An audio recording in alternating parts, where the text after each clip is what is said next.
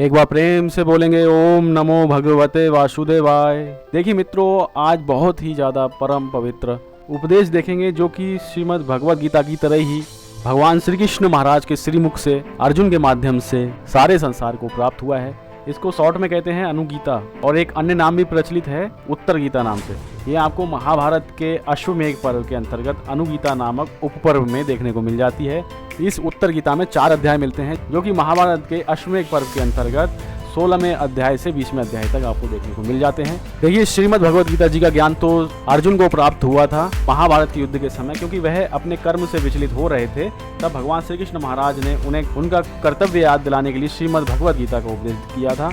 और अब जब महाभारत का युद्ध संपन्न हो गया, पांडव अपना राज्य प्राप्त कर लिए और राजमहल में आराम से रहने लगे, तब अर्जुन श्री कृष्ण महाराज से कह रहे हैं कि जो आपने श्रीमद् भगवद गीता जी का ज्ञान मुझे महाभारत के समय में दिया था, मैं वह ठीक से स्मरण नहीं कर पा रहा हूँ, कृपया वही ज्ञान मुझे दोबारा से दीजिए। श्री कृष्ण महाराज को अर्जुन का वह ज्ञान भूलना उचित प्रतीत नहीं हुआ और भगवान ने कहा, जो मैंने श्रीमद् भगवद गीता का ज्ञान तुम्हें दिया था वह ब्रह्म पद की प्राप्ति कराने के लिए पर्याप्त था। वह सारा का सारा धर्म उसी रूप में फिर से दोहराना मेरे बस की बात नहीं है, लेकिन फिर भी मैं तुम्हें नवीन उपदेश देता हूँ, और वही उत्तर गीता आज हम यहाँ पे पढ़ने वाले हैं। तो इस उत्तर गीता में 4 अध्याय देखने को मिलते हैं। पहले अध्याय में अर्जुन का श्री कृष्ण से गीता के विषय में प्रश्न पूछना है और श्री कृष्ण महाराज का अर्जुन से सिद्ध, महर्षि एवं कश्यप का संवाद सुनाना है। तो देखिए, प्रारंभ करते हैं। अर्जुन ने जब केवल अपने राज्य पर पूरा अधिकार प्राप्त कर लिया, तब वे उस दिव्य सभा भवन में आनंद पूर्वक रहने लगे। एक दिन वहां स्वजनों से घिरे हुए वे दोनों मित्र यानी कि श्री कृष्ण महाराज और अर्जुन घूमते घूमते सभा मंडल के एक ऐसे भाग में पहुंचे जो स्वर्ग के समान सुंदर था। पांडुनंदन अर्जुन ने भगवान श्री कृष्ण के साथ रहकर प्रसन्न मन से सभा की ओर दृष्टि डालकर भगवान श्री कृष्ण महाराज से कहा, देवकी नंदन, जब संग्राम का समय उपस्थित था उस समय मुझे आपके महात्मा का ज्ञान और ईश्वरीय स्वरूप का दर्शन हुआ था, किंतु हे केशव, आपने सौहार्दवश वह पहले मुझे जो ज्ञान का उपदेश दिया था, मेरा वह सब ज्ञान इस समय विचलित चित्त हो जाने के कारण नष्ट हो गया है, यानी कि मैं भूल गया हूँ वह ज्ञान। माधव, उन विषयों को सुनने के लिए मेरे मन में बारंबार उत्कंठा होती है। इधर आप जल्दी ही द्वारका जाने वाले हैं, अतः पुनः वह सब विषय मुझे सुना दीजिए। अर्जुन के ऐसे कहने पे वक्ताओं में श्रेष्ठ महातेजस्वी भगवान श्री कृष्ण महाराज ने उन्हें गले से लगाकर इस प्रकार उत्तर दिया। श्री कृष्ण महाराज बोले, अर्जुन, उस समय मैंने तुम्हें अत्यंत गोपनीय ज्ञान का श्रवण कराया था, अपने स्वरूपभूत धर्म सनातन पुरुषोत्तम तत्व का परिचय दिया था और शुक्ल कृष्ण गति का निरूपण करते हुए संपूर्ण नित्य लोकों का भी वर्णन किया था, किंतु तुमने जो अपनी नासमझी के कारण उस उपदेश को याद नहीं रखा, ये मुझे बहुत अप्रिय है, क्योंकि जो मैंने आपको ज्ञान दिया था वह धर्म ब्रह्म पद की प्राप्ति कराने के लिए पर्याप्त था।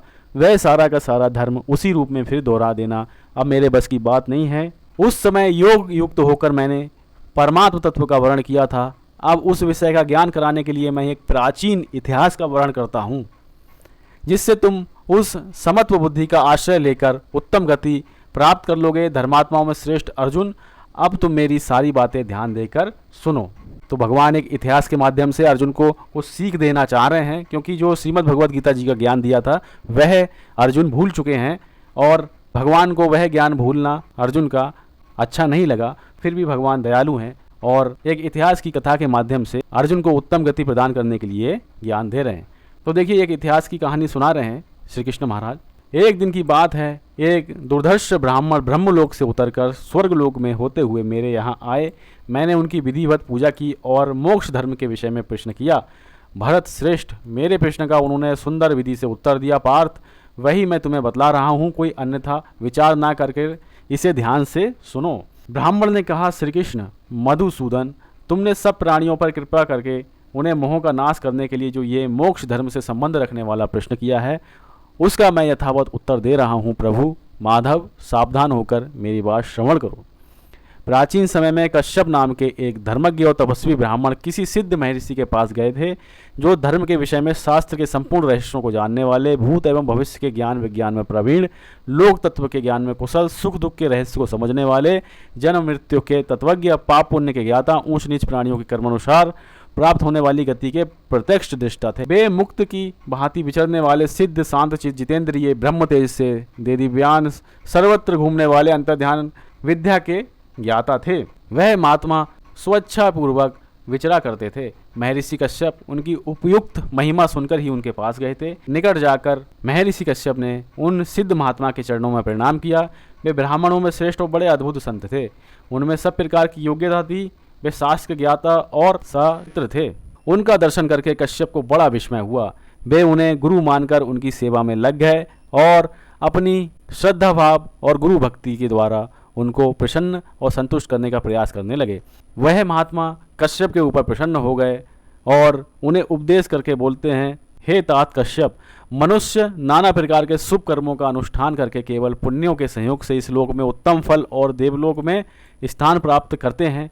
जीव को कहीं भी अत्यंत सुख नहीं मिलता। किसी भी लोक में वह सदा नहीं रहने पाता। तपस्या आदि के द्वारा कितने ही कष्ट सहकर बड़े से बड़े स्थान को क्यों ना प्राप्त किया जाए, वहाँ से बार बार नीचे आना ही पड़ता है। मैंने काम क्रोध से युक्त तृष्णा से मोहित होकर अनेक बार पाप किए और उनके सेवन के फलस्वरूप घोर कष्ट देने वाले अशुभ गतियों को भी भोगा है। बार बार जन्म लिया, बार बार मृत्यु को प्राप्त हुआ, तरह तरह के आहार ग्रहण किए, अनेक स्तनों का दूध पिया है, बहुत से माता पिता भांति भांति की माताएं बनाई, विचित्र विचित्र सुख दुखों का अनुभव किया। कितनी बार मुझसे प्रियजनों का वियोग हुआ, अप्रियजनों का संयोग हुआ। जिस धन को मैंने बहुत कष्ट सहकर कमाया था वह देखते ही देखते नष्ट भी हो गया था। राजा और स्वजनों की ओर से भी मुझे कई बार बड़े बड़े कष्ट और अपमान उठाने पड़े। तन को और मन को भी अत्यंत भयंकर वेदनाएं सहनी पड़ी। मैंने अनेक बार घोर अपराध, प्राणदंड, कड़ी कैद की सजाएं भोगी हैं। मुझे नरक में गिरना पड़ा, यमलोक में भी मिलने वाली यातनाओं को भी सहना पड़ा। इस लोक में जन्म लेकर मैंने बारंबार बुढ़ापा, रोग, राग, द्वंद्व और भी नाना प्रकार के दुख जो हैं वह भोगे हैं। इस प्रकार बारंबार कलश उठाने से एक दिन मेरे मन में बड़ा खेद हुआ। मैं दुखों से घबराकर निराकार परमात्मा की शरण में गया तथा समस्त लोक व्यवहार का परित्याग मैंने कर दिया। इस लोक में अनुभव के पश्चात मैंने इस मार्ग का अवलोकन किया कि अब परमात्मा की कृपा से मुझे ये उत्तम सिद्धि प्राप्त हो, और ये उत्तम सिद्धि मुझे प्राप्त हो गई। अब मैं पुनः इस संसार में नहीं आऊँगा। जब तक ये सृष्टि कायम रहेगी और जब तक मेरी मुक्ति नहीं हो जाएगी तब तक मैं अपनी और दूसरे प्राणियों की शुभ गति का अवलोकन करूँगा। इस प्रकार मुझे ये उत्तम सिद्धि मिली है। इसके बाद मैं उत्तम लोक में जाऊँगा, फिर उससे भी परम उत्कृष्ट सतलोक में जाऊँगा और क्रमशः मोक्ष को प्राप्त मैं कर लूँगा। इसमें तुम्हें संशय नहीं करना चाहिए। काम, क्रोध और शत्रुओं को संताप देने वाले कश्यप, अब मैं पुनः इस मृत्यु लोक में नहीं आऊँगा। तो इस प्रकार से जो है एक सिद्ध महात्मा थे जो नाना प्रकार की योनियों में दुख भोगने के बाद मोक्ष की प्राप्ति के लिए प्रभु की शरण में गए। तो अब कश्यप उनसे आगे प्रश्न करेंगे। कश्यप पूछते हैं, महात्मन, ये शरीर किस प्रकार गिर जाता है, फिर दूसरा शरीर कैसे प्राप्त होता है?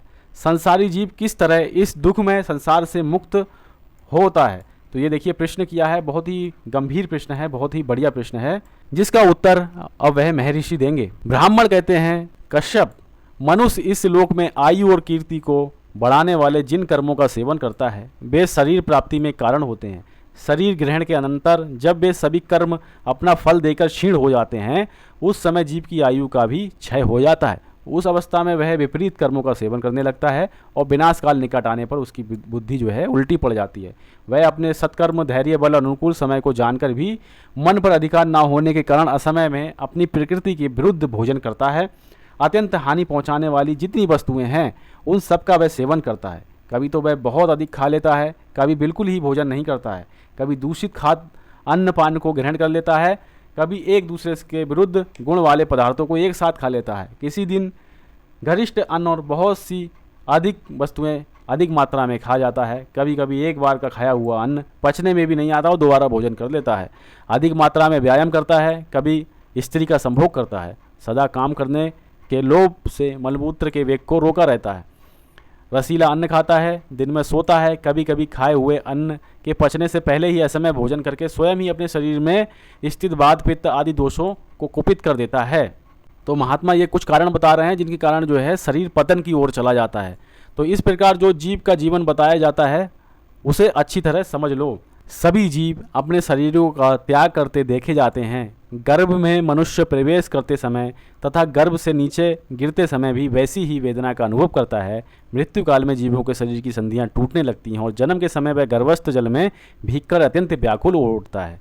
अन्य प्रकार की तीव्र वायु से प्रेरित हो शरीर में सर्दी से कुपित हुई जो वायु पांचों भूतों में प्राण और अपान के स्थान में स्थित है, वही पंचभूतों के संघात का नाश करती है तथा वह देहधारियों को बड़े कष्ट से त्याग कर ऊर्ध्वलोक को चली जाती है।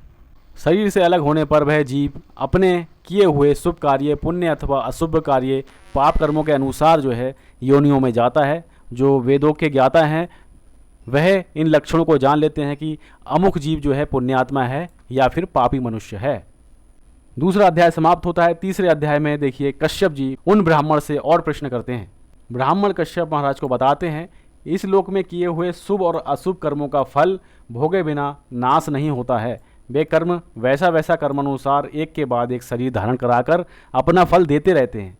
जैसे फल देने वाला वृक्ष फलने का समय आने पर बहुत से फल प्रदान करता है, उसी प्रकार शुद्ध हृदय से किए हुए पुण्य का फल अधिक होता है। इसी तरह कलुषित चित्त से किए हुए पाप के फल में भी वृद्धि होती है, क्योंकि जीवात्मा मन को आगे करके ही प्रत्येक कार्य में प्रवृत्त होती है। काम क्रोध से घिरा हुआ मनुष्य जिस प्रकार कर्म जाल में आवृद्ध होकर गर्भ में प्रवेश करता है, उसका भी उत्तर सुनो। जीव पहले पुरुष के वीर्य में प्रविष्ट करता है। यहाँ देखिए बहुत गंभीर बात बताई जा रही है महात्मा जी द्वारा कश्यप ऋषि को कि जीव पहले पुरुष के वीर्य में प्रविष्ट करता है, उसके बाद स्त्री के गर्भाशय में जाकर उसके रज में मिल जाता है, तत्पश्चात उसे कर्मानुसार शुभ या अशुभ शरीर की प्राप्ति होती है। तो ये जो है बहुत बड़ी बात यहाँ पे बताई गई है कि सबसे पहले जो है अगर जन्म होता है तो वह वीर्य में आता है, फिर गर्भाशय में आता है, उसके बाद उसके कर्मों के अनुसार उसको शरीर की प्राप्ति होती है। जीव अपनी इच्छा के अनुसार उस शरीर में प्रवेश करके सूक्ष्म और अव्यक्त होने के कारण कहीं आसक्त नहीं होता है, क्योंकि वास्तव में सनातन परब्रह्म स्वरूप ही है।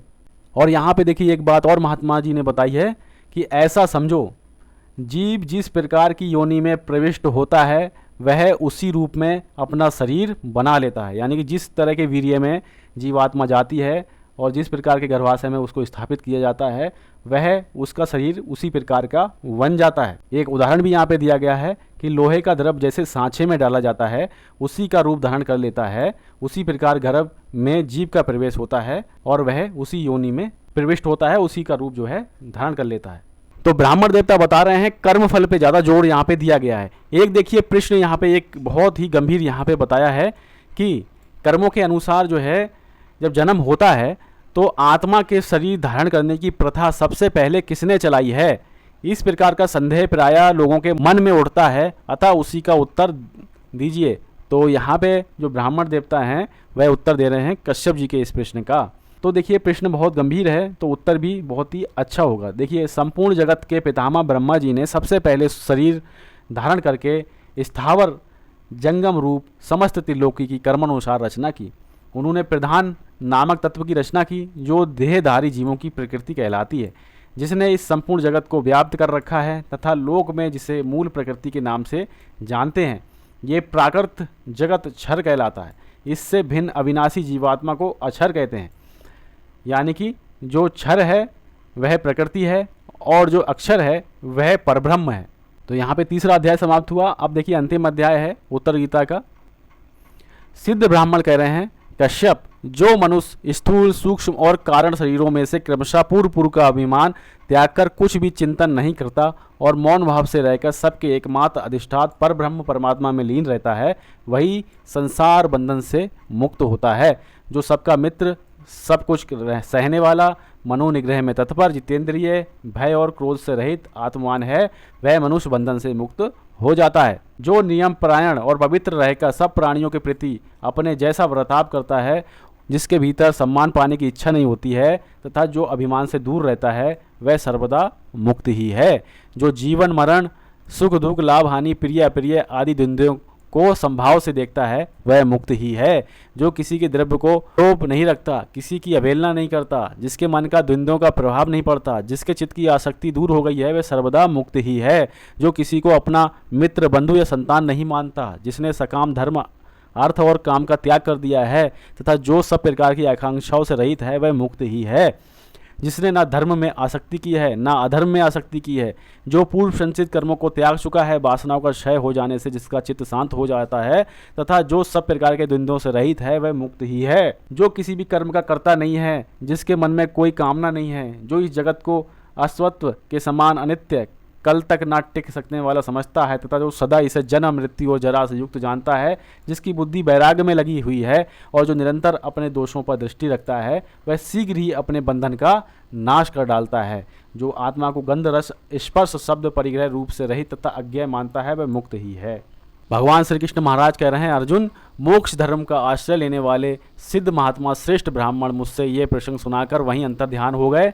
पार्थ, क्या तुमने मेरे बताए हुए इस उपदेश को एकाग्रचित्त होकर सुना है? उस युद्ध के समय भी तुमने रथ पर बैठे बैठे ही इसी तत्व को सुना था। तो मित्रों, ये 4 अध्याय की उत्तर गीता भगवान श्री कृष्ण महाराज ने अर्जुन के कहने पे उनको दोबारा से फिर सुनाई, और एक ये कहानी के माध्यम से है जिसमें ब्राह्मण और कश्यप ऋषि के बीच में संवाद होता है और कर्म फल पे ज़्यादा जोर दिया गया है। जिस प्रकार से आपका कर्म होगा उसी प्रकार से फल की प्राप्ति होती है। भिन्न भिन्न योनियों में भी आत्मा जाती है। तो मैंने बहुत ही कम समय में आपको समझाने का प्रयास किया है। तो मित्रों, उत्तर गीता हमने देखी। मिलते हैं और किसी ज्ञानवर्धक वीडियो के साथ में। ख्याल रखिएगा अपना। एक बार प्रेम से बोलिए ओम नमो भगवते वासुदेवाय।